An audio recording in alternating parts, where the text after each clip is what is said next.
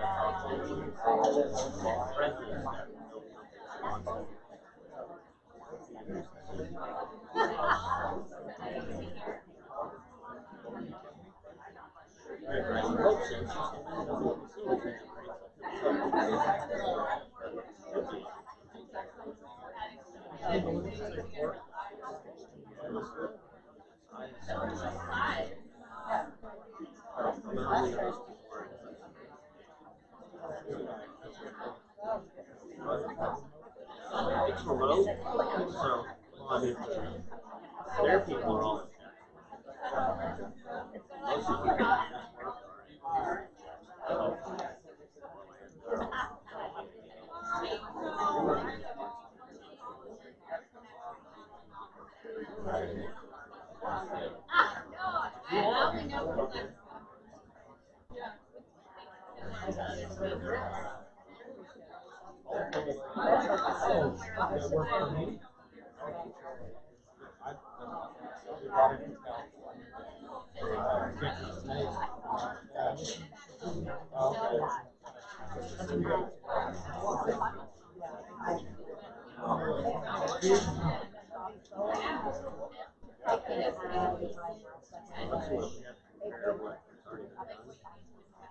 We never get those meetings.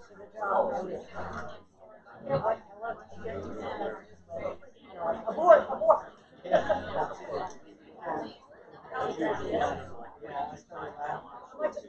That was the first thing that I saw. Yeah, you got it. What's going on? You got it.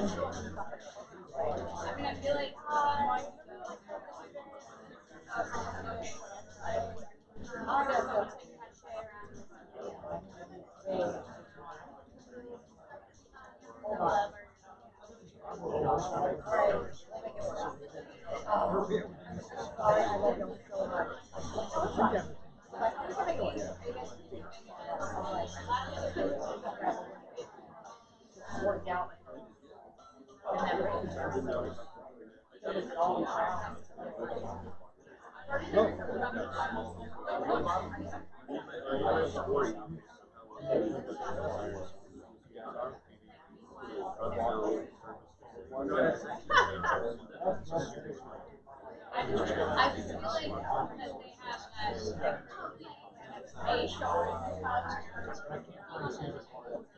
If you can make it so small there,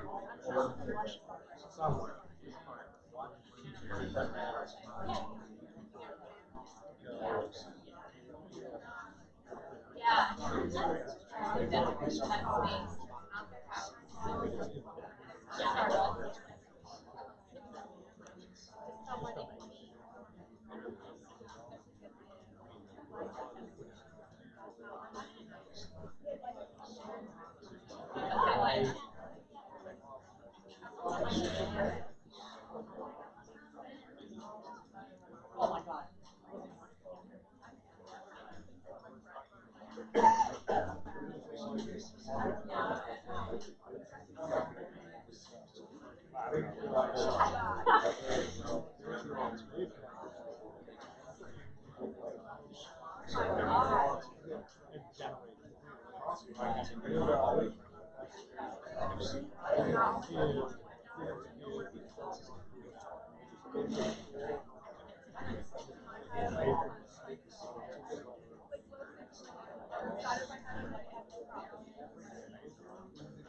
Testing, testing. Hello, everyone. The food is ready. The drinks are ready. If you want to make your way there, thank you for your patience. We'll be starting here in about 15 minutes. Thank you.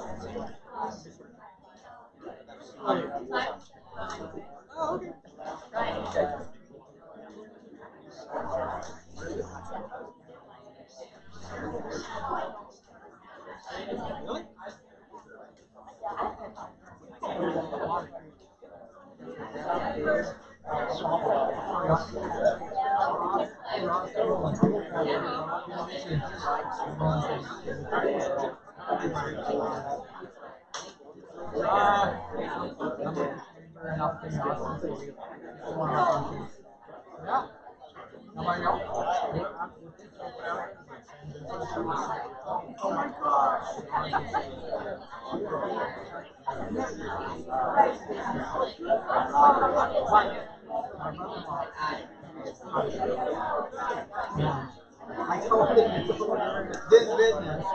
He doesn't live here. He lives in on the border in Delaware. That's for my knowledge of it. Anyway, he started his business. Yeah.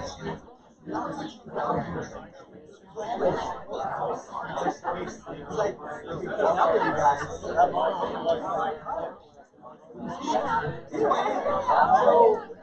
so he got all anyway,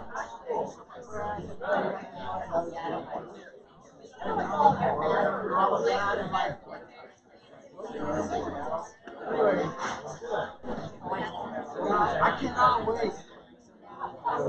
You know what? You may see my Discord.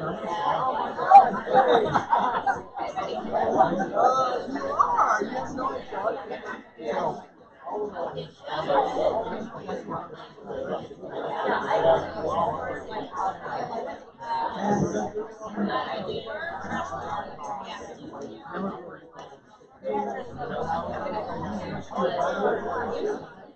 So, that's free. That's free everything.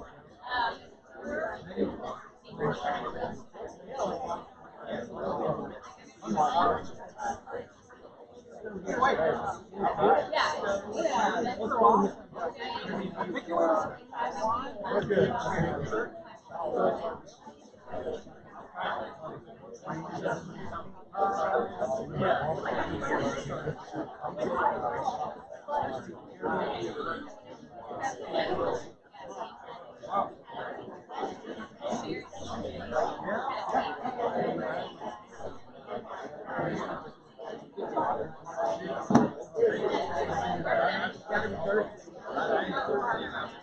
Ah, okay.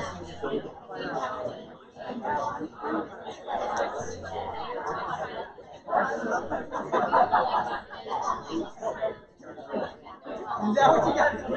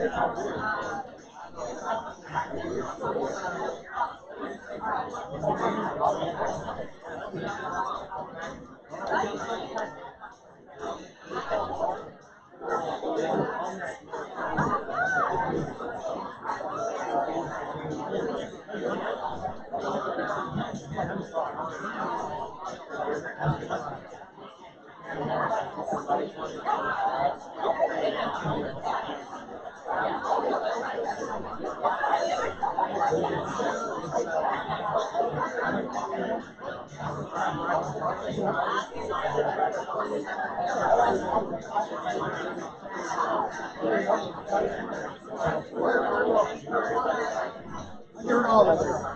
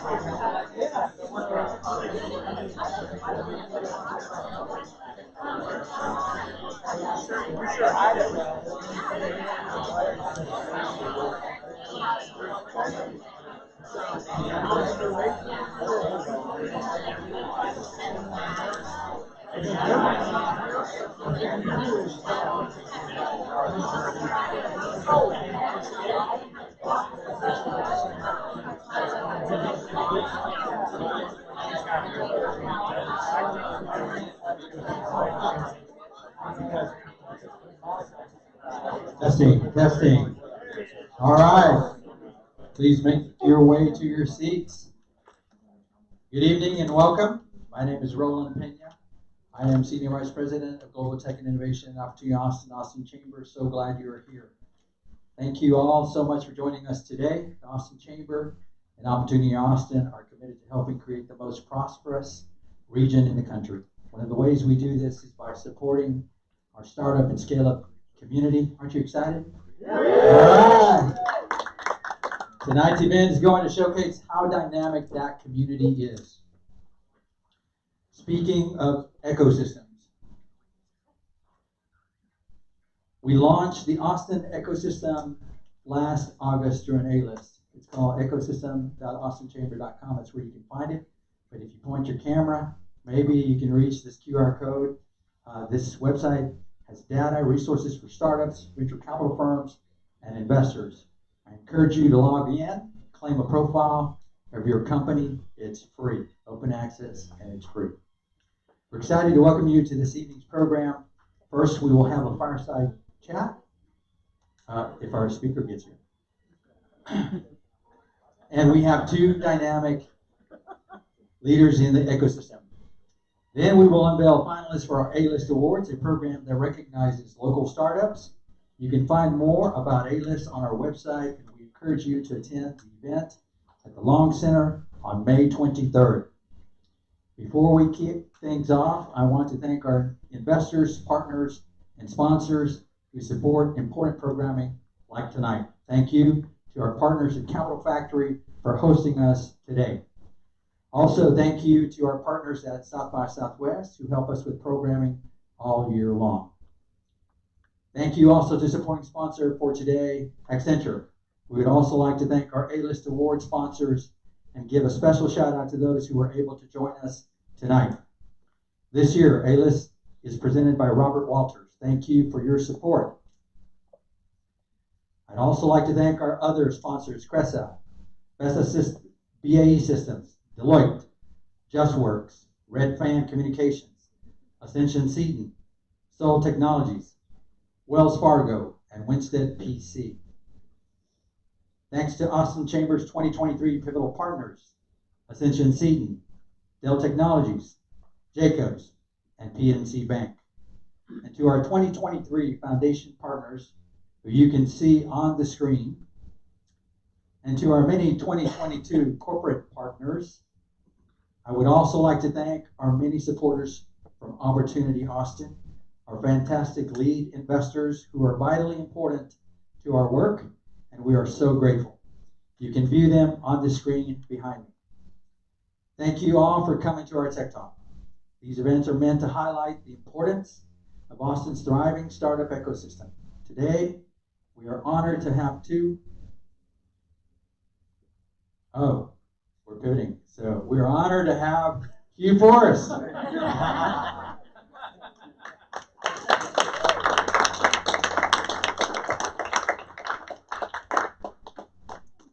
Hey folks, I am Hugh Forrest. I am co-president and chief program officer at South by Southwest. I hope everyone got to participate in one form or another at this year's event, which was roughly a month ago. I feel like we had a really successful South by Southwest. Not quite back to where we were in 2019, but pretty close. A lot of momentum to build on for 2024. Okay, so what's my favorite tech podcast? What's your favorite tech podcast? What?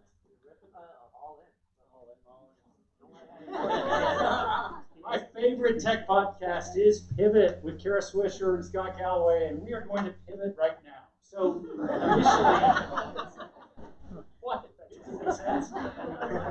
initially the idea was that Bill and Fran were going to talk first, and then we were going to announce the finalists for A-List. We're going to flip that while we wait for Bill to get upstairs, and I'm going to announce the finalists for A-List now, and then definitely stick around for a great conversation with Fran Harris and Bill Gurley immediately after that.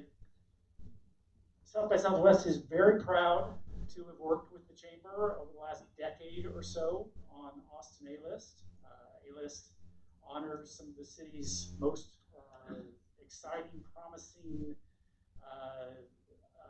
entrepreneurs, startups, and growing businesses, and that is exactly what we do at South by Southwest. So really strong alignment with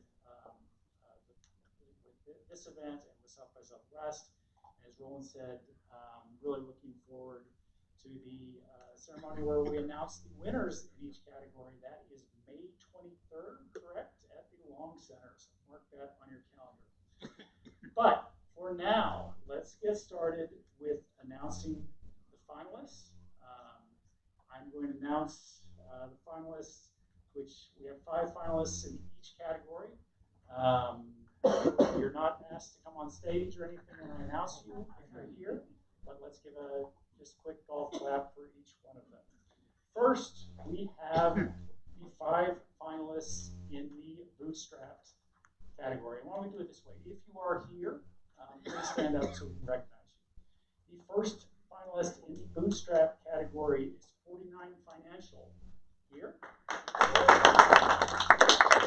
Finalist number 2 is Get Sales. Here.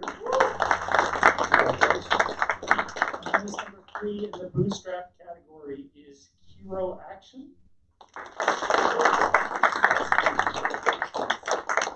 The 4th finalist in the bootstrap category is Loot Rentals.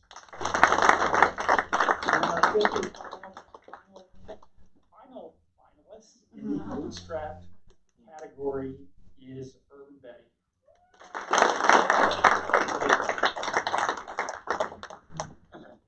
our next category is the Seed Angel category. Again, 5 finalists, and if you are here, please stand and be recognized. The 5 finalists in this, the first finalist, and I will tell you, I'm going to mispronounce this. Please excuse me. Is Iquius? Yeah, you got it right. All right. The second finalist in the Seed Angel category is Boutique. I know those folks. Third finalist in the Seed Angel category is Carbon Better.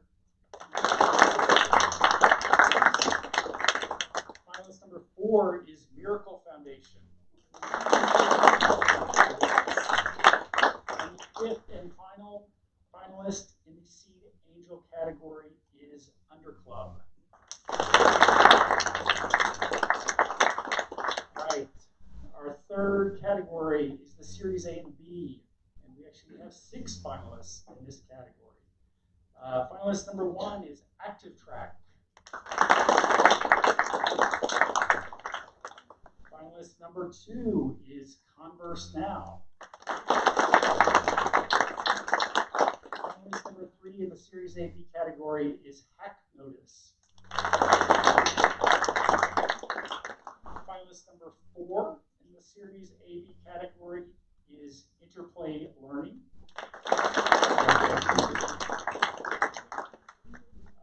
Finalist number 5 in Series A-B is Asana.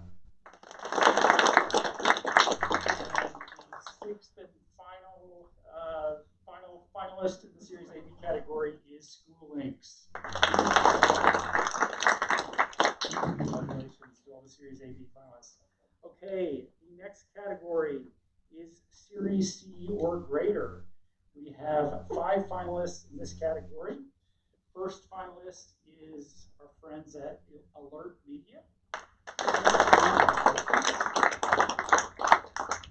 Second category is Cart.com. Third finalist in the Series C or greater category is Growth Acceleration Partners. The fourth finalist in the Series C or greater category has been part of my morning routine for a while. That is Super Coffee. And the fifth and final finalist in the Series C or greater category is Zen Business.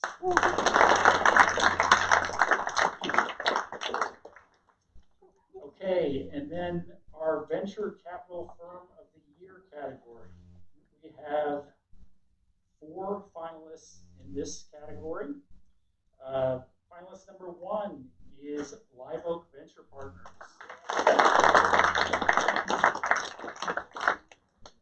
Finalist number 2 is Mercury Fund.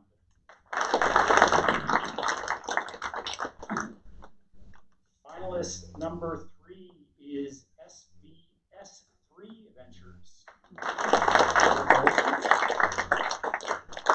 And the fourth and final finalist in the VC category, big fans of these 2 women, is True Wealth Ventures. Okay, so in the movie, Bill Curley walks in the door right now. We're not in the movie version yet, so I've got 4 more paragraphs, then he's going to walk in. Again, congratulations to all these finalists, and thank you to the more than 90 companies that applied to Austin A-List this year. The strength of the finalists for A-List, the strength of this community is one of the things that makes South by Southwest so strong, makes Austin such a compelling ecosystem for so much innovation, imagination, creativity, ideation, all these good things that we celebrate in Austin. These finalists will be recognized at the A-List Awards on May 23rd at the Long Center. This will be the 2nd year that we do this at the Long Center. Worked out really great last year. That night we'll also learn who the winners are in each category. We hope you will join us that evening for a great celebration. To learn more about that event and get tickets, please visit austinchamber.com/events. Again, thanks everyone for coming out tonight. And we'll wait about 5 more minutes, at which point I'm going to put my Bill Gurley hat on and I'm going to talk to Fran Harris on stage, but I think he's on his way, so fingers crossed. And Roland, I'll kick it back over to you to talk a little bit more about some of the stuff that the Chamber is doing. How about that?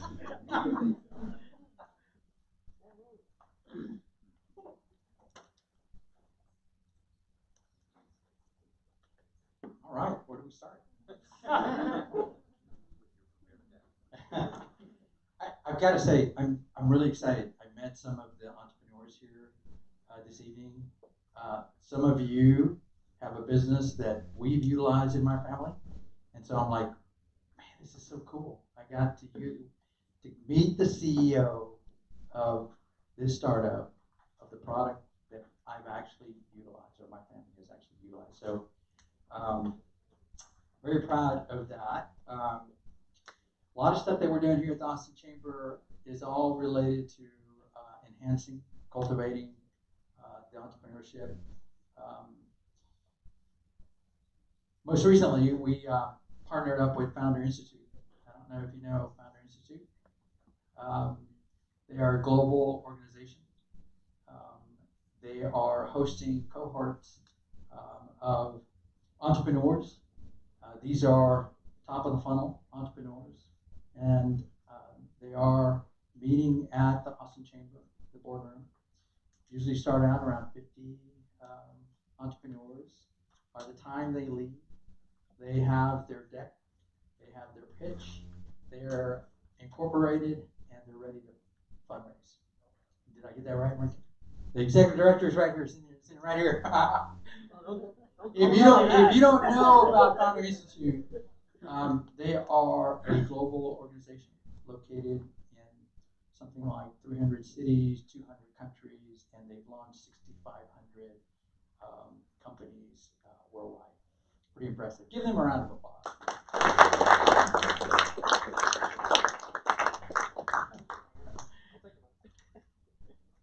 All right, I am killing time. Pardon me? He's here. No, but I'll come to you. Okay. Okay. All right. Well, let me do this. I need to introduce Fran because her bio is very impressive. Comfortable with that? Our first speaker, only speaker, along with Hugh Forrest, is Fran Harris, a former Procter & Gamble sales executive who has built Fran Harris Enterprises LLC into a formidable training, coaching, and consulting company. Fran's extensive client list includes more than 70 Fortune 100 companies, top universities, startups, and organizations in over 10 countries, as well as events produced by NCAA, NACA, NBA, WNBA, NFL, MLS, MLB, and many other amateur, college, and professional sports events. In addition, she's the author of more than 20 books and a filmmaker whose next film, A League of Our Own, a documentary about women's professional basketball, debuts in 2023 under the Fran Harris Studios banner. It's amazing, amazing. Fran is a WNBA champion, NCAA champion, a U.S. Olympic team alternate who played professionally in Italy and Switzerland. She finished her career at Texas as the fourth leading scorer in women's hoop history, is an inductee in the Texas Athletics Hall of Honor, and was awarded many honors as Longhorn, including SWC Player of the Year, All SWC, two-time MVP, DISD Athletics Hall of Fame, and Texas Black Sports Hall of Fame. She's the co-founder of the Athletic Club, an exciting startup developing multi-sports facilities in Texas, the first opening in Sunnyvale in 2024. But what we're most excited to hear from Fran today is about her latest venture, Electra Beverages. Electra is a sports drink company that Fran recently pitched on the hit reality business show Shark Tank. It's available now at idrinkelectra.com, and it's taking the sports drink industry by storm. Fran's experience in the sports world and her business acumen have combined to create a product that is not only delicious, but also packed with nutrients that athletes need to perform at their best.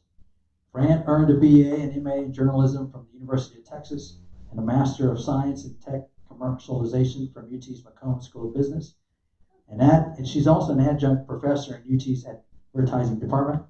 Today, Fran will share her thoughts on the current state and future of Austin's startup ecosystem and her experiences building and growing electric beverages. Fran, step right up.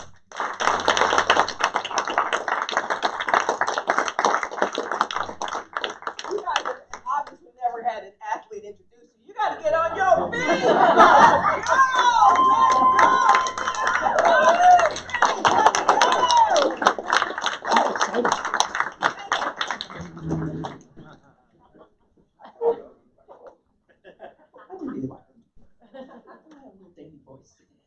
Let's And welcome to Capital Factory. Welcome to Tech Talk. It is great to have you here. Thank you. Good to be here. So let's talk about your most current venture. And I'm interested to hear more about that. I'm interested in your perspective on the CPG scene in Austin. And I'm also interested in your perspective on why we have so many beverage companies that have bubbled out of this startup. You got to drink. You got to drink. Got You got to hydrate, right? In any particular order, you just want me to start talking? Go for it. Well, first of all, great to see you guys. Great to be here. Look forward to seeing Bill whenever that happens. But I really do just want to say there's never been a better time to really start a business. I know people say that, but the best time to start was 20 years and today. But they're really, even despite what happened with the pandemic, there's never been a better time to be a startup. I just think there are just so many opportunities, and it really goes back to your mindset. I mean, obviously, if I were starting my company, Electra, I probably, had I had known that the pandemic was happening, would I have started it? Anybody would have started the company during the pandemic knowing that it was coming, right? You just have to be glutton for pain. But it worked out that way. So for me, it happened the way it happened. That was also the year that I actually decided to go on Shark Tank. And I say decided because there were a couple of other opportunities to go on Shark Tank. But for me, it's just been about the mindset that you have going into whatever it is that you're doing. Has it been easy running a beverage company in the pandemic? No. Has it been challenging? Absolutely. But I always tell people, we're still here. That's the truth for any company. You're still here. If you're still here, you're still kicking and screaming, then you're in a good spot. Good. Let me unpack that answer a little bit more. Tell us how you got involved with Shark Tank, what that experience was like. Is it something that you would do over again, or was the juice worth the squeeze? You tell me. Which question do you want me to answer first? You asked 7 questions in a question. Did anybody see my episode on Shark Tank? Nobody in this room saw my episode on Shark Tank. It was the highest rated episode in the season 12. I'm out of here. I can't. Yeah, so Shark Tank was amazing because when I was in Macomb School of Business, they came over and visited our class, and they wanted me to do this tech company that I was thinking about starting at the time. I was like, no, I'll do something, different another time. So when the pandemic hit and everybody's depressed about their companies, Shark Tank called and was like, hey, are you ready to be on Shark Tank? What are you working on? I said, I'm working on a sports drink. Like most people, when you tell them you're working on a sports drink, they think you're nuts, right? And maybe there is a little of that because there's Gatorade, there's Powerade, there's Body Armor. But I went to Vegas. We were the only people in Vegas in July 2020. The only people, not just the only people at the Venetian, because we had that whole hotel, but we were the only people in Vegas. And the cool thing about that was you could be extremely focused. They told me, they said, listen, get some snacks in the airport, because when you get to this hotel, you will never see another human being until you pitch your show, until you pitch your drink. So I was in my hotel room for 12 days straight with 0 human interaction until I went to pitch. It was kind of like being at home, because that's kind of how I am. I never really go out or anything. But it was very cool to be there. My episode was, I'm not joking, it really was the highest rated episode of this season. That's what they tell me. But what was the Sharks? Who were the sharks? Mark Cuban was one, Barbara Corcoran, Lori Grenier, Damon John, and who was the oh, Mr. Wonderful. Yeah, Mr. Wonderful. It was not so wonderful, by the way. So, it was a great Splash experience. there. Right? Yeah, it was a really great experience. I mean, you guys see the finish 7 minutes or whatever, but there are people who are in Shark Tank for 2 hours. I was there for probably 45 minutes just because I just refused to get baited into debates. Damon would say something, I was like, I'm not answering that. And somebody, I'm not answering that because I came there to do one thing, but it was an amazing experience. But I do it again, absolutely, because it's not about the money that you get on Shark Tank, at least not for me. It was about 9 million people watching. And opportunities have continued since that appearance, and it was January 8th, 2021. And to this day, I probably get 5 emails about Shark Tank every week. And how much money did you get? I can't reveal trade secrets. Okay, I didn't sign a contract, but I did do a deal with Barbara Corcoran on the air.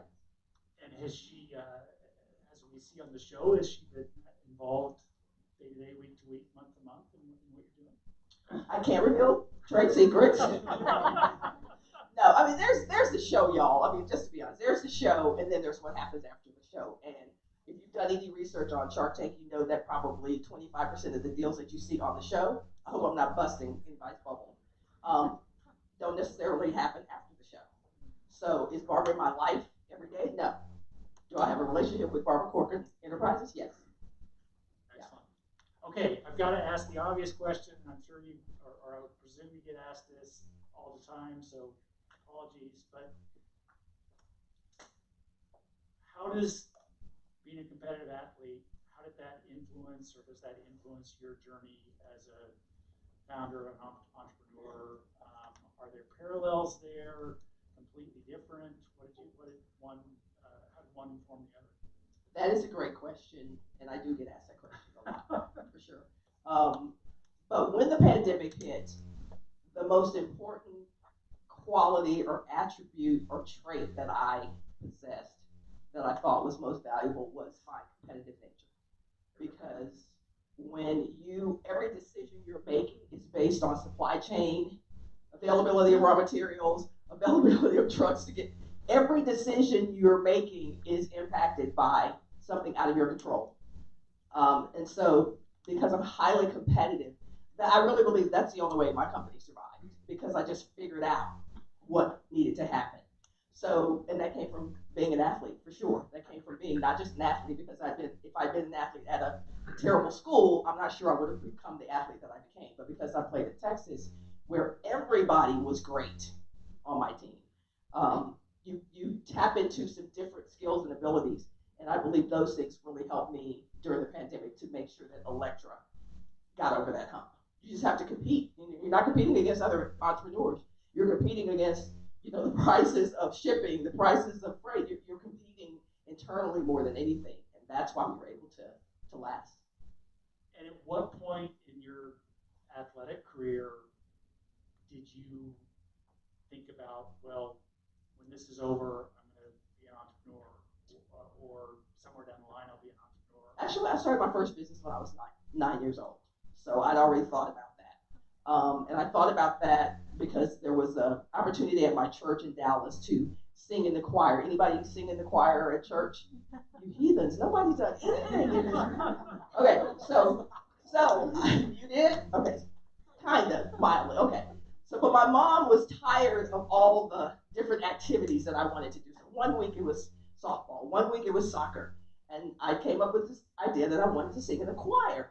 And so my mom said, well, if you want to sing in the choir, that choir room is like $80, right? This is like mid-70s. You got to get the money yourself.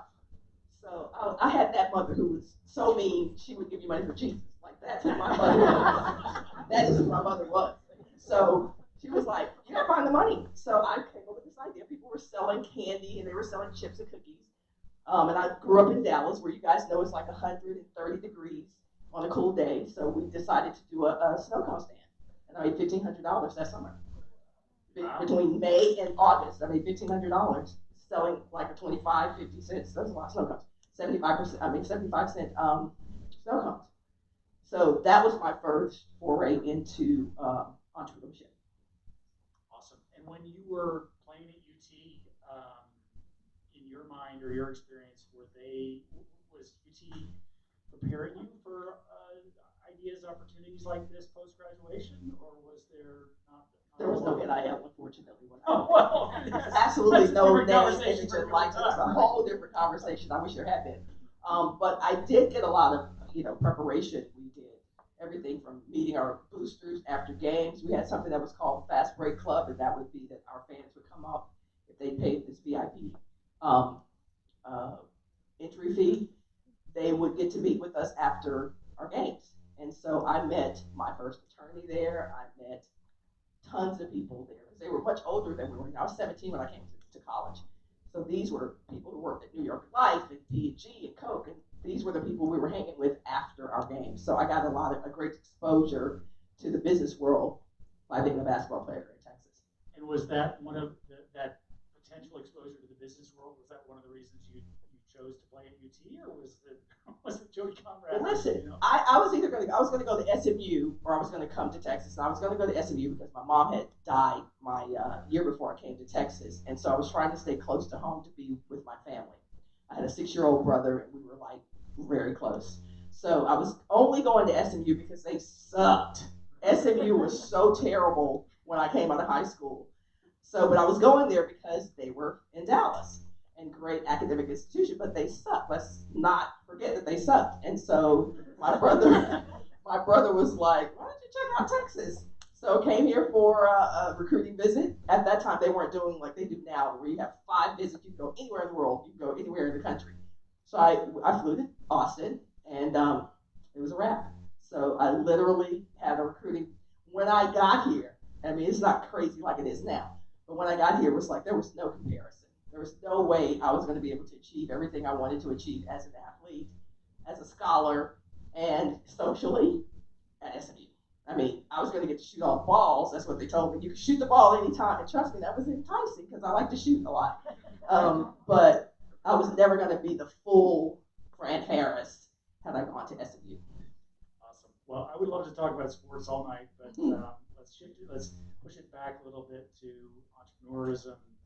I know you're also very involved with female founders of color, and the many challenges there. As much as we talk about these challenges at Capital Factory, at events like South by Southwest, the figures are still fairly abysmal here in terms of funding that's given to females, founders and people of color, founders of color.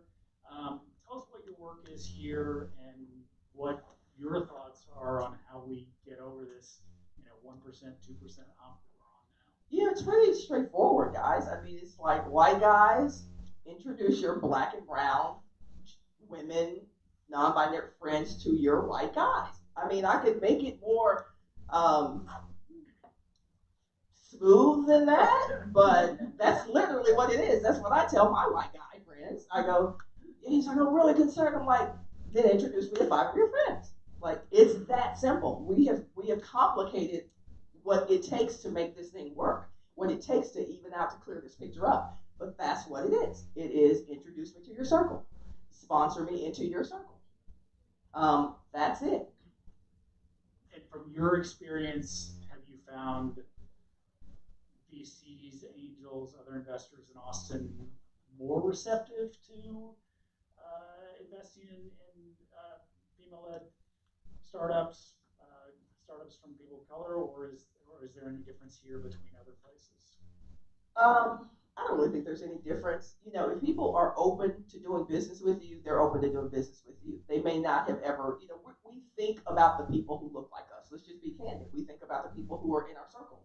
So it's not all maliciously motivated, but if you're open to doing business with other people, then you'll be open to those introductions. And I have found that to be true no matter where I am.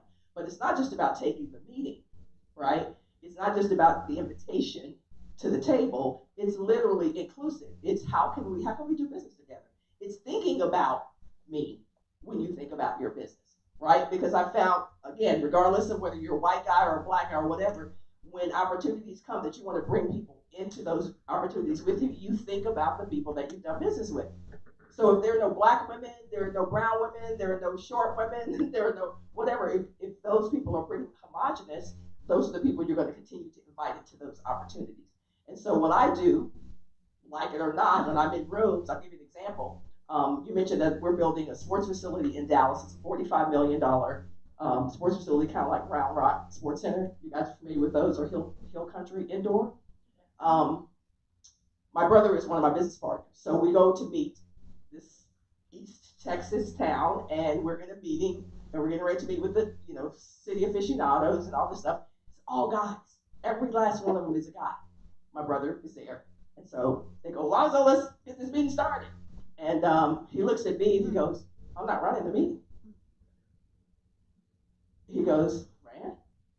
And it was like dog. Everybody at that table just kind of turned, right? Cool guys. I've known them forever. But they did not think I was running that meeting. Not because they could be racist, they could be sexist, but that's all they knew. Guys run real estate. $50 million projects are not typically run by Black women. So I told, close your mouth, guys. That's what I said. I go, close your mouth. I'm running this meeting. And then we did the meeting. But it's really holding people accountable and just making them aware. I know you weren't expecting me to be running this meeting, but get used to that shit. Like, seriously, get used to it. This is the way it's going to go. This is how it is. And if you don't do that, then things continue to be the same. So. Good. From your perspective, what do you see as something that is a question that is apropos to everyone in the room who's in a startup, and we've got a ton of them here, or emerging businesses? What do you see as the relative strengths, relative challenges of the Austin and/or Texas startup business ecosystem in April 2023? I just think everybody started a business. I mean, raise your hand if you are involved in more than 3 startups. Yeah, get them up high, us people. Yeah, so it's competitive, right? It's extremely competitive. So someone was saying to me, they wanted me to talk to Bill about the film that I'm producing. And they were talking about someone else's film, and I was like, it's highly competitive. Like, VCs are constantly getting pitched. I don't want to pitch, Bill. I don't want to go, hey, when this is over, hey, let's have I don't want to do that. But that's a challenge, is that if you don't have the funding or the capital to start your company, then you're going up against thousands of people just like you having the same conversation. So for me, it's been about different ways to get in with people. Sometimes, candidly, it is playing golf with people. It's not the typical, can you introduce me to this VC? It's like, hey, there's a golf tournament. I may not necessarily want to get up at 6 o'clock in the morning to go play golf, but if I know a target VC or partner, because it's not always about money, sometimes it's about domain knowledge and expertise. If I know somebody's there that I need to meet, I'm going to get up at 6 o'clock in the morning, because I may not stand out in a sea of 400 emails that guy gets that day. But I guarantee you, if I get in the room, that's my whole thing with everything. If I get in the room, if I get some time with you, I will be hard to ignore. I'm not saying you're going to give me the money. I'm saying you're going to be thinking about me later that day.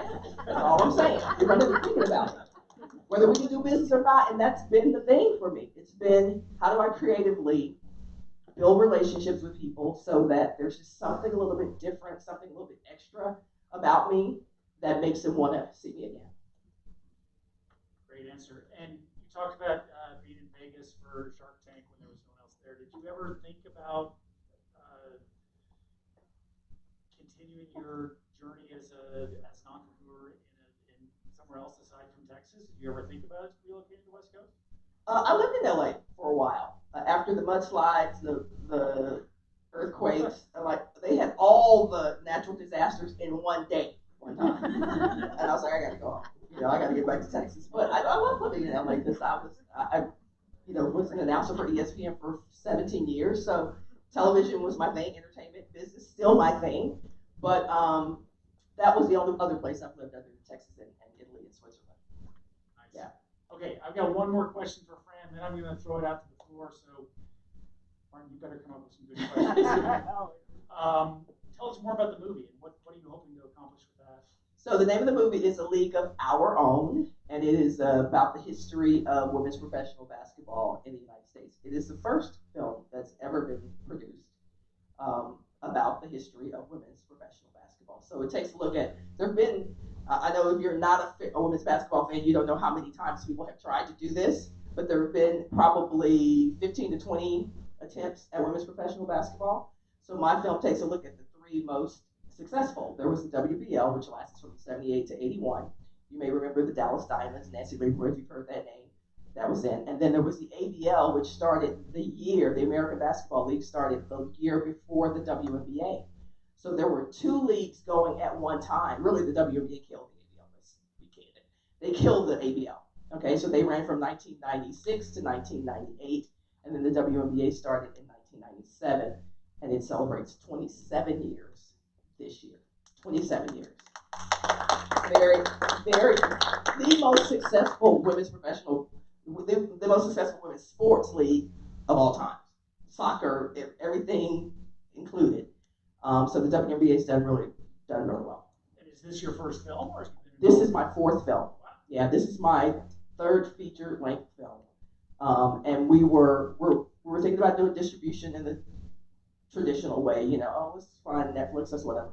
But I decided to go on the tour because the people who want to see this could care less if it's on Netflix, but they would like to be in a room like this with me and a panel watching the film and then talking hoops. And so we're going to do an extensive tour during the WNBA season, which makes perfect sense, and then we'll do a college tour, and we'll just keep running it back until we're tired of doing it. Yeah. And with the women's Final Four this year and the draft last week and the WNBA season about to start, I would guess that women's basketball has never been more popular. No, 9.9 million people watching the championship game 2 Sundays ago.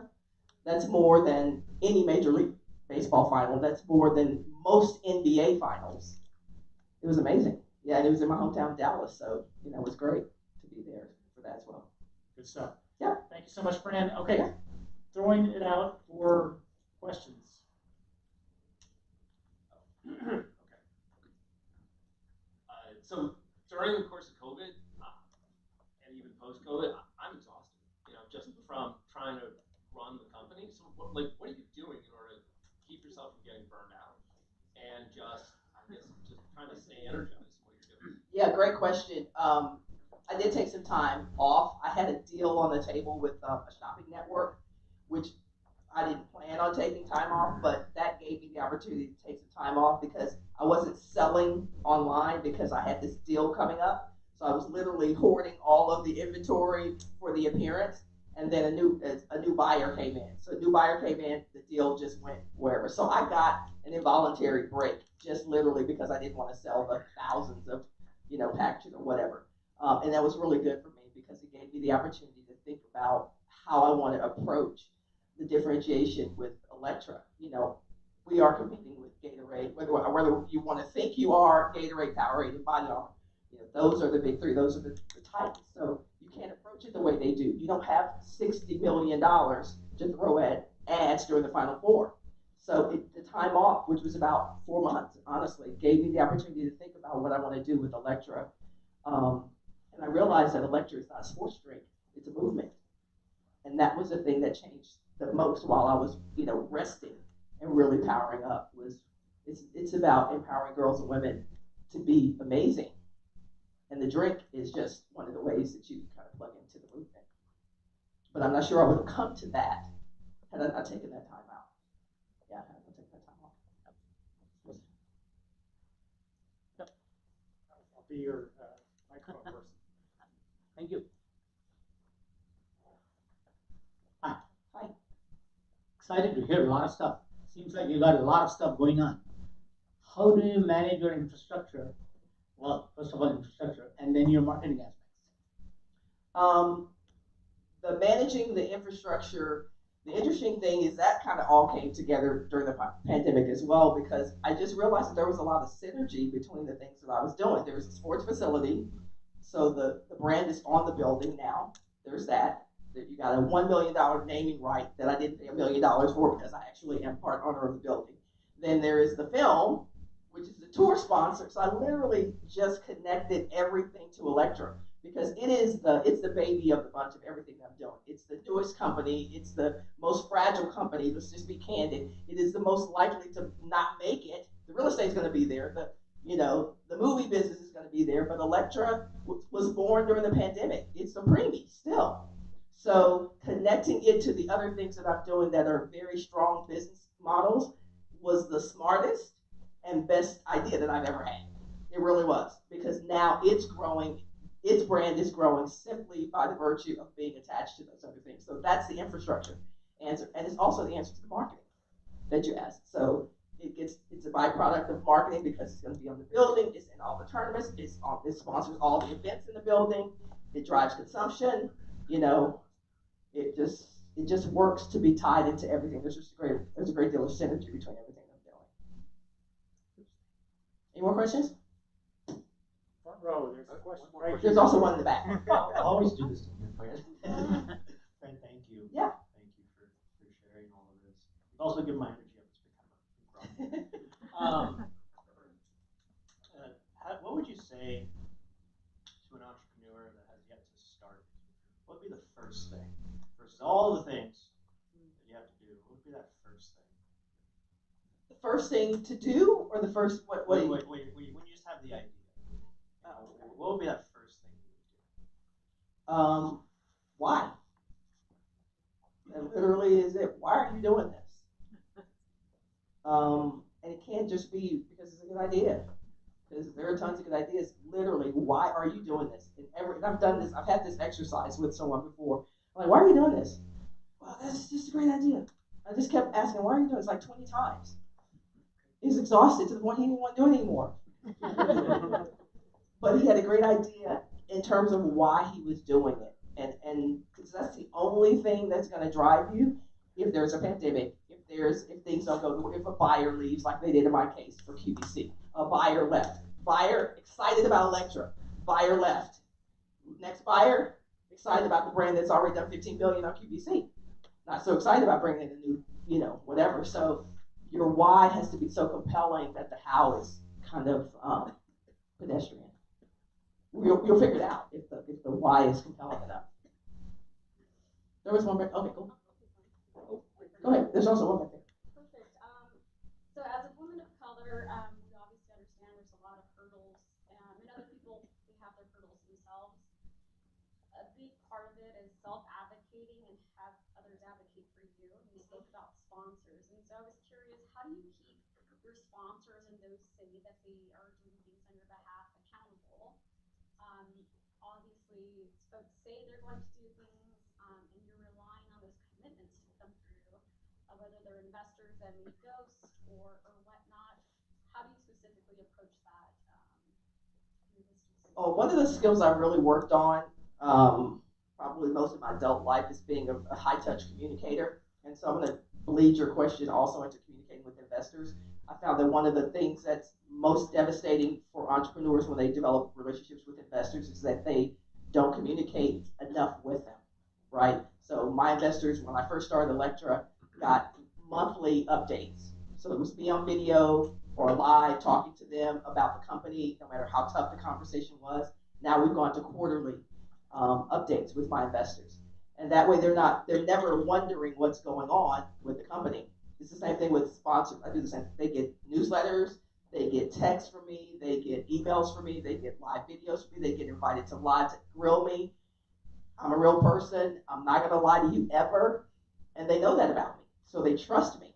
And so when people who are sponsoring you trust you, they're more likely to recommend you, right? Because if my investors never heard from me, there's no way they're going to ever tell another person to invest in Electra, ever. I don't care how much they love me, they don't trust me. So most of my investors for Electra, most of my investors for the sports facility came because we had investors who trusted us, who went and told two friends and told two friends. It's like the old Fabergé organic. They told, that's literally how it happened. We told a good handful of people, those people trusted us, and then they went out and evangelized. They preached the gospel of what we were doing. And I find that sometimes entrepreneurs are terrible at communicating. You don't want to share bad news. Did I want to share the QVC dropped out? No, but it's business. That stuff happens.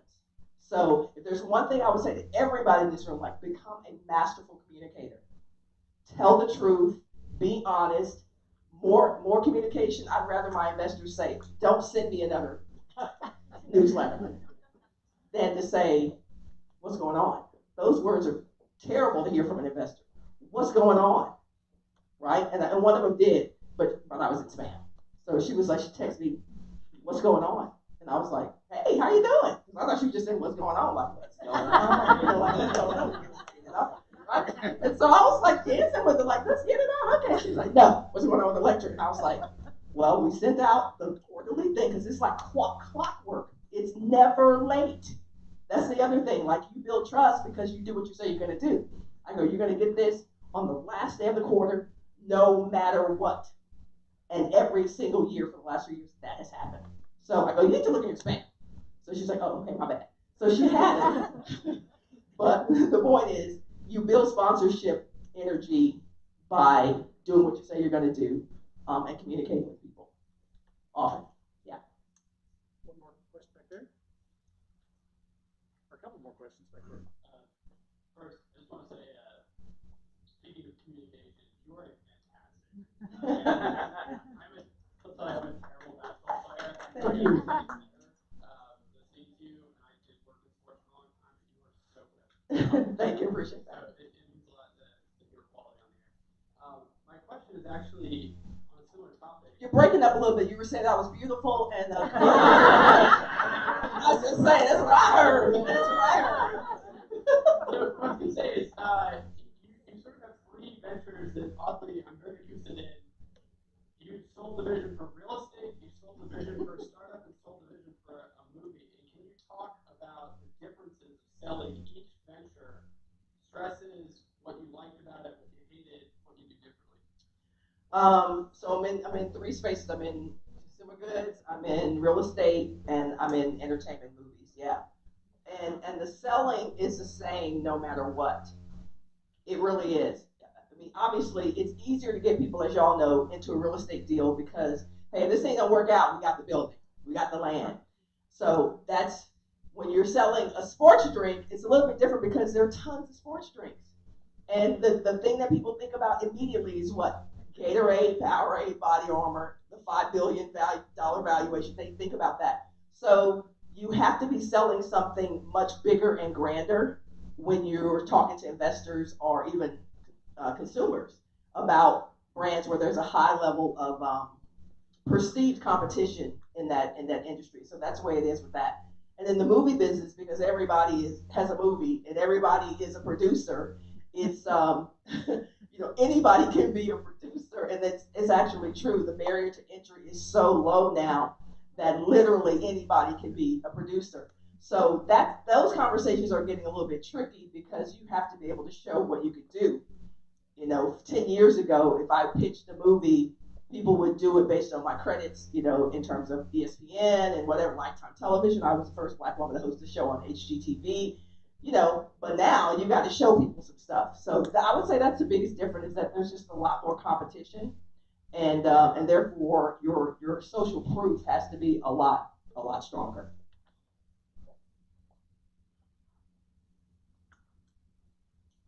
One last question, and we'll try this mic and see if it works a little bit better.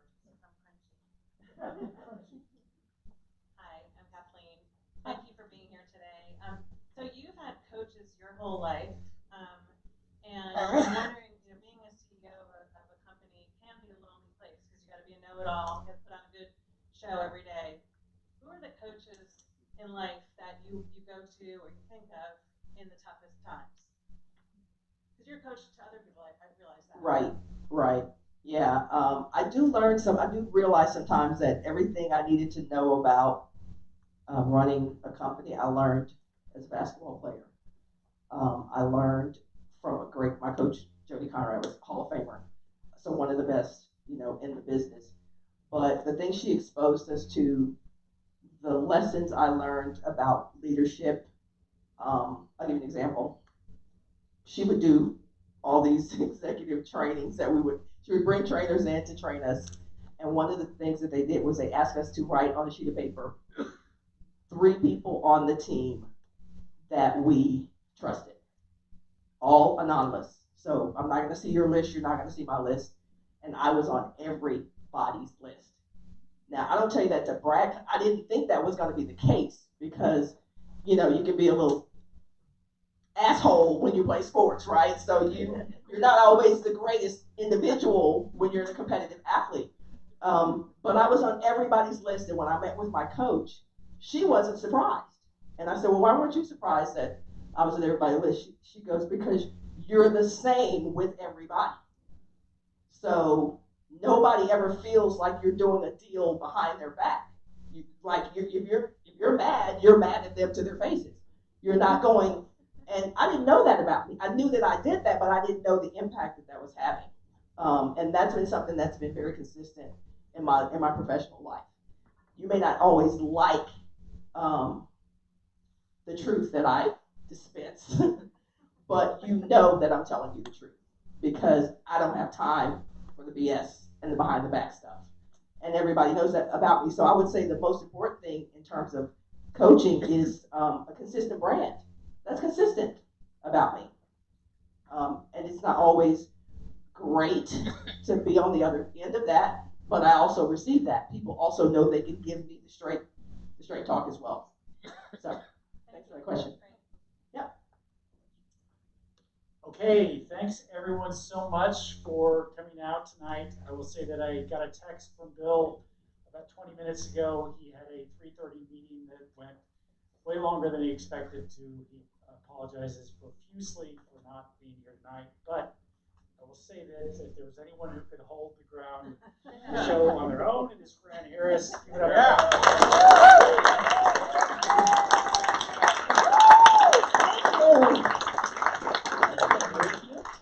Just a little better. I mean, you know, and now 6'4".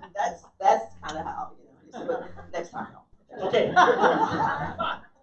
We have more food. We have networking. Most importantly, if you are an A-list finalist, we are doing filming a B-roll that we will use on the May 23rd event.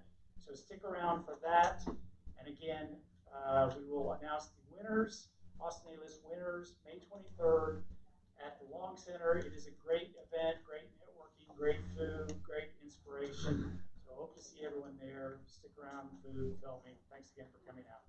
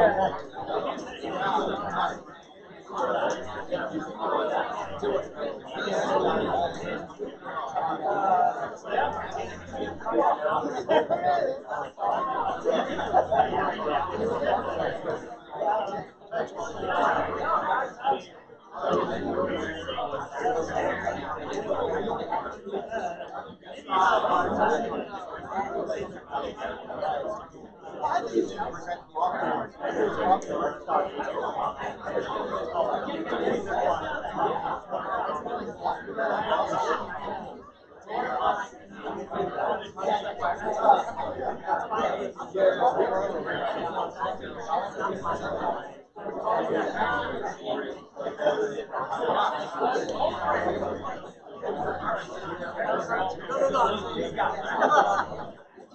right. That's right.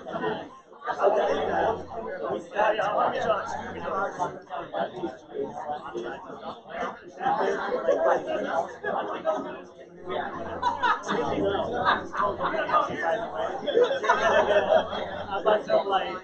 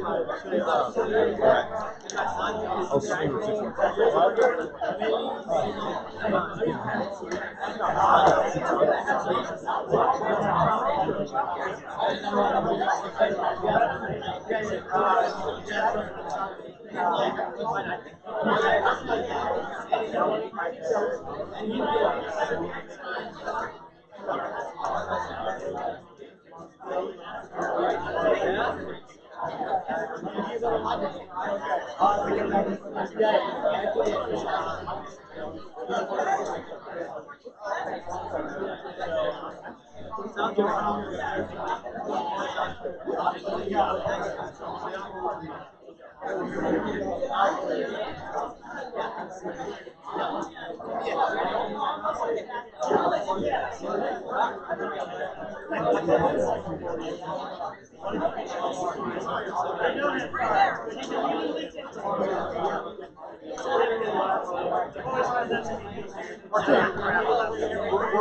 I'll meet you there. I'll meet you there. I'll be there.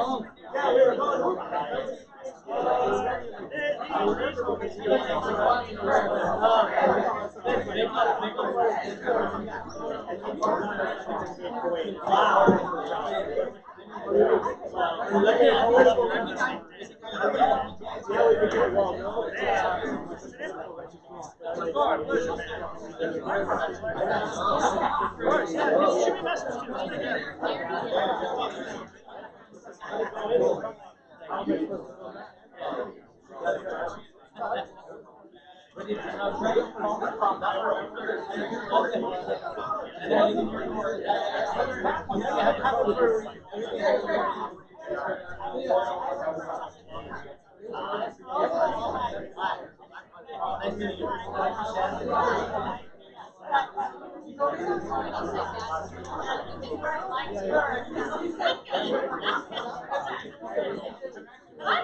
Very understanding.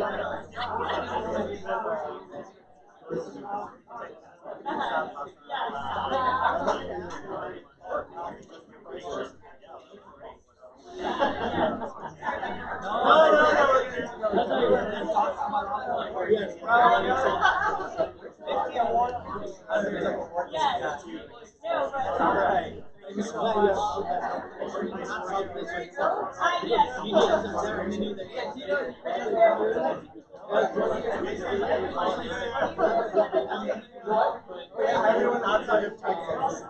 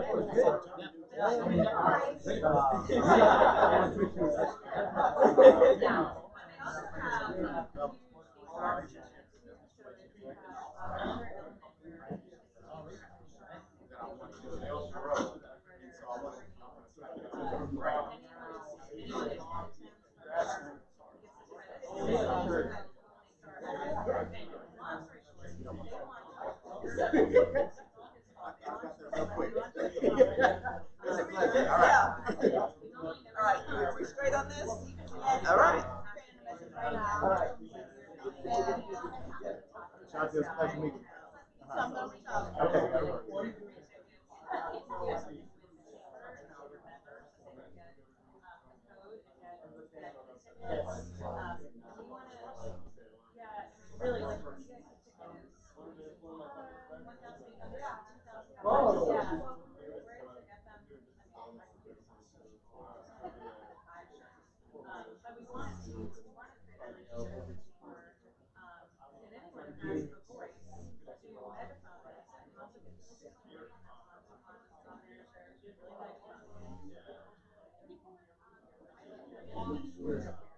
That's why they hired us.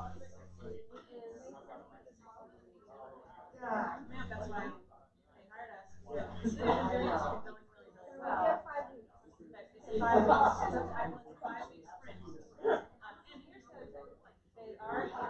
They are getting it next year. So everything that we're doing now is here next year. So everything we're doing right now is all the coaching activation built for that for next year. My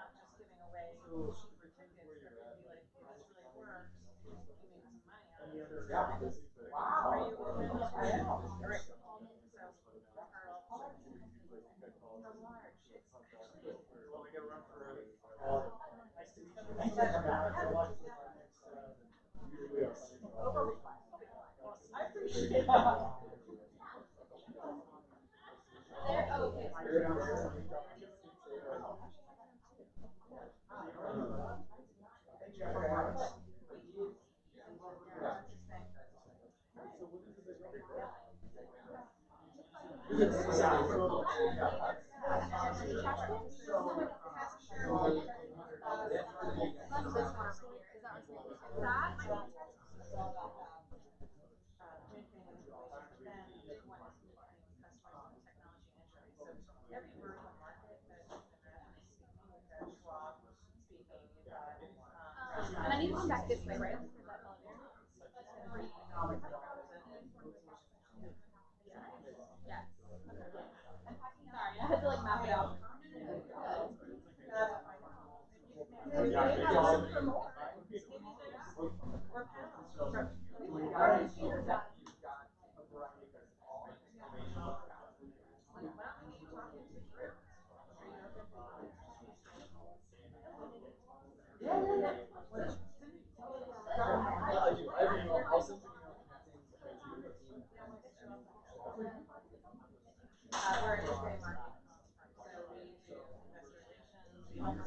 help build out their entire conference, all the way to going public next year. So that's what we do. We are the Right. Thank you. No worries.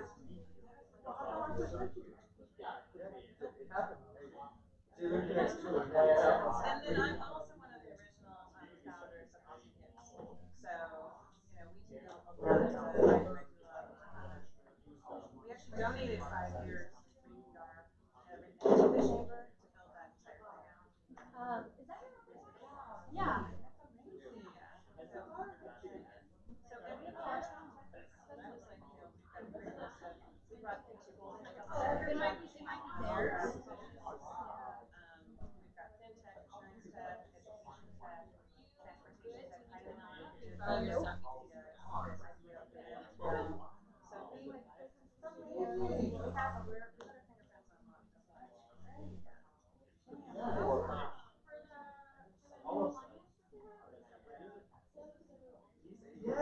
So two things are he's holding the oil and my role is the person in charge of people really they're both responsible for this.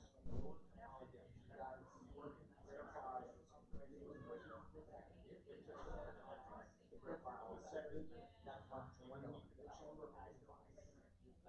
I'm actually not, but as she was here earlier, but if you want to and you're going to help me or you're going to well, we have to go to two nights. I mean, I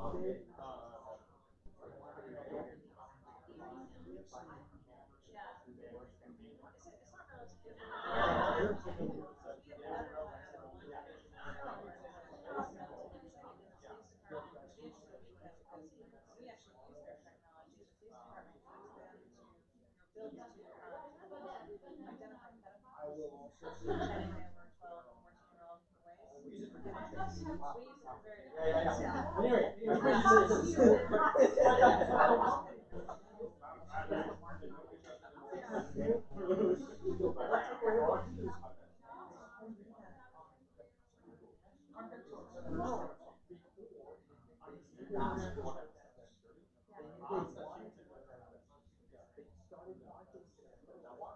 Surrounded them. All the how do they know that? How do they know what Yeah. Yes. Very cool. then I guess they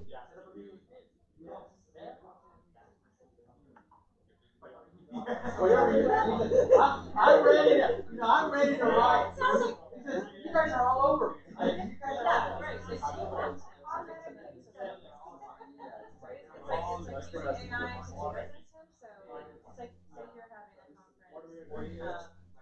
you're having a conference. Yeah. They can put a pixel to stay with it. I know exactly the company. Chili just on. That's him. That's him. Oh my god, I got invited to happy hour. So there's two. Okay, that's how I got his name in my phone. I was just Alright. It's the whole conversation. He said you realize exactly what you're talking about. It was and I think Yeah. We're all about understanding the latest technology. So I was talking to a client, I kind of said we had a churning permit who I've known for a long time. He's a great shipper, and he handles basically seasonal immigration. Right? So he wanted to do what he's been doing in Texas for landscaping companies into that new technology. So I data scientists were using it. So he's taking all of his data, suck it into a machine, we're able to then spit it back out and be able to say, okay, you want to go to the top 20 places to locate, and we're going to tell you to take me, listen to Jake and me in Spanish, not me in Spanish, you name it. And then you can ghostwrite and create the content that needs to go out into those communities. yeah. I apologize. My pal was locked downstairs. Yeah, absolutely. You don't mind? There we go.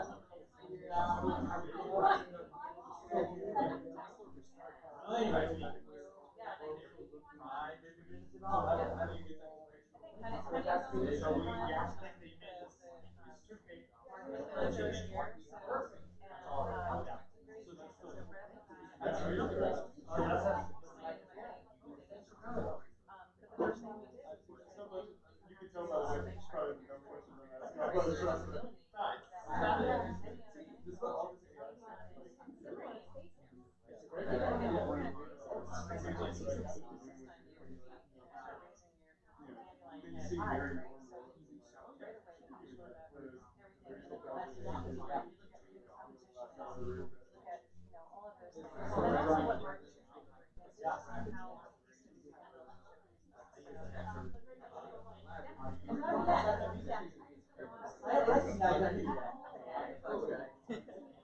I appreciate it. I'll send you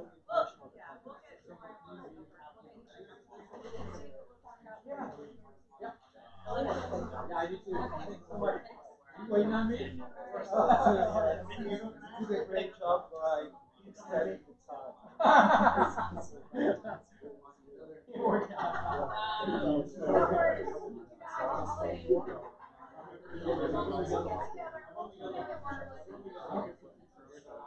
Oh my. Hi, I'm Kathleen. I would love I'm originally from Dallas. we all have this cool wall on it. It tells you my name, but it's Called Cyber. when I visit the college,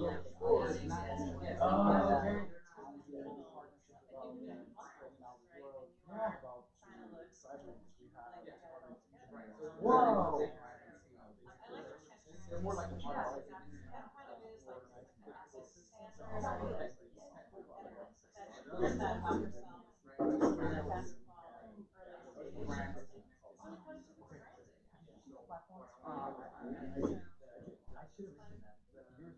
I would say we have a section.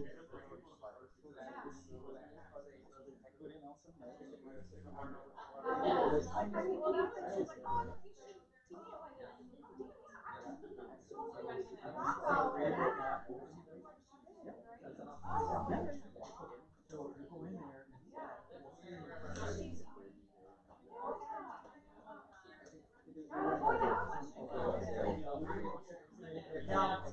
service writer, because no one else has captured no one else.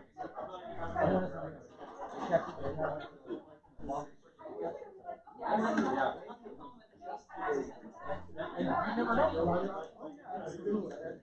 Companies are companies. And if you use it, yeah.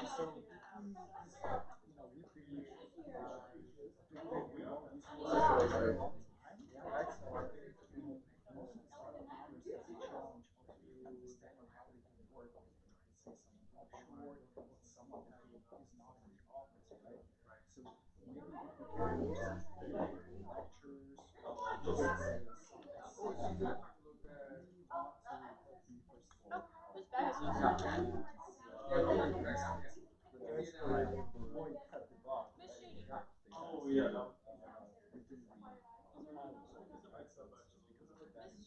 Yes, so we want to prevent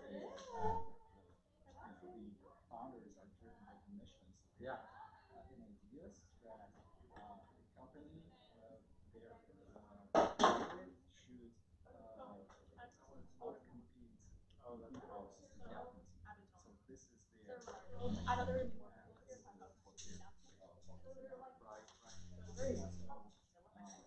definitely. Okay, so can you connect with me on that? Yeah, absolutely. That's how we run that makes sense.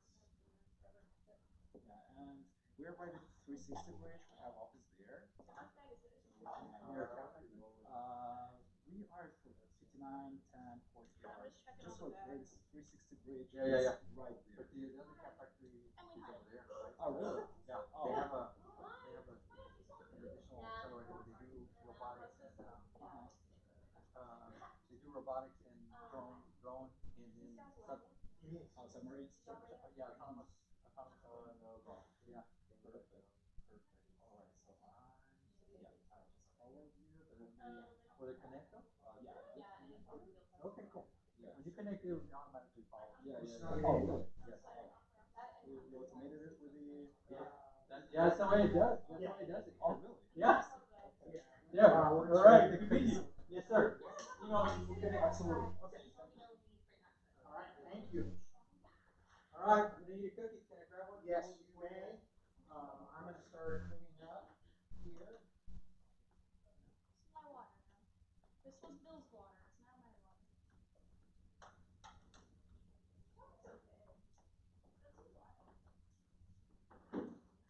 Okay, I'll fill it. Can we dump that? Is there any place to dump that water? So, I've been doing it in the bathroom, which is probably not the thing you want, but husband go? To that. Oh. Mm-hmm. She was great, wasn't she? She's great. Fran was in my master. She was in the master's program after 1 year. You told me that. Yeah. So she when she was early, we could judge one of the competitions, and we were so excited. But we hadn't seen each other in a while.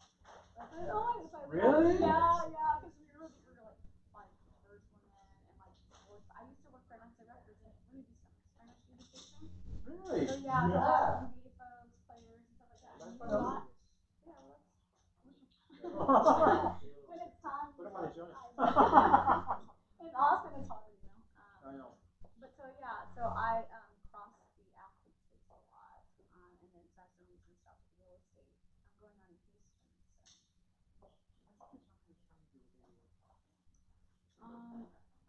so. So Then we have, yes, the only thing is, I know. I was talking to you, but not you, so. What that show looked like the venture, like she was doing and she texted crawl, and she wanted to like, I'm trying to advise her on like she and everyone who invested in the Texas crawl to be on the board of like TBA is like, it's its own event, right? And then the TBA is its own engagement thing, but to kind of advocate, right? So part of her should be like awesome chamber should be on the board, not comedians.